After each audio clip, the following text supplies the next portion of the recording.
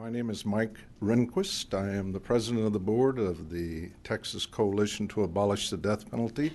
I've written each member of the committee separately on that matter. I am in support of 1537. Thank you very much, Representative.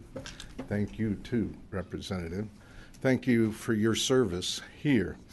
I'd like to speak for myself here this evening, even though I represent the Board of Directors for the Texas Coalition to Abolish the Death Penalty.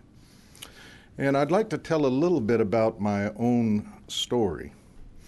I was raised in a Republican family. There were 4 boys, 2 years apart. It was a good, warm family, strong beliefs, church-going. In addition, I was educated as an ordained Presbyterian minister here at Austin Seminary. My senior year in 1969, yes, I am that old, of seminary, I had the privilege of being enrolled in a class that combined theology students and law students. And I got placed with a wonderful law student named Jack, let's just say K. And he and I were serendipitously given a case regarding the ethics of the death penalty. And that started a curious blend of elements for me, trying to understand and support that from both a theological and a legal basis, understanding it. Shortly after that, I was called to be the associate pastor of a church in Kansas City, Missouri, where 3 years early, an elderly couple in that church had been murdered by what turned out to be their schizophrenic son. The son was still listed as a membership of that church. I visited him in the Potosi unit in Missouri, because at the time, he was in death row.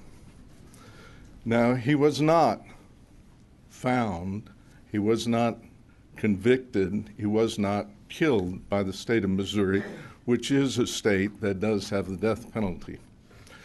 But the reflection that I had to do theologically for those 2 events that occurred in my life reaffirmed that for me, the foundational piece by which I stand in front of you is still moral.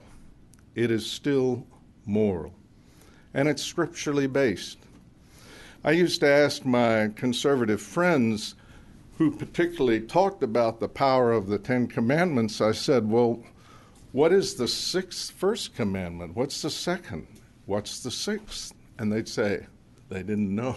They didn't know the order. That the 6th commandment is, thou shalt not kill. And it's found both in Exodus 20 and Deuteronomy 5. Are you aware that the very first murder that occurs in Scripture was the murder of Cain to Abel? And Cain, God did not punish Cain with the death penalty. He was banished for life without the possibility of parole you could look at. He was in prison. Think about it. For the moral reasons that are involved in the New Testament as well as the Old Testament, Jeff Hood already talked about the woman caught in adultery.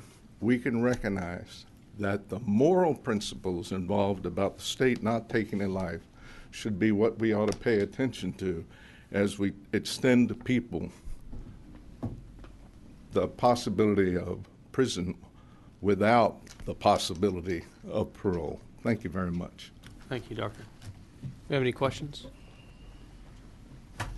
Thank you.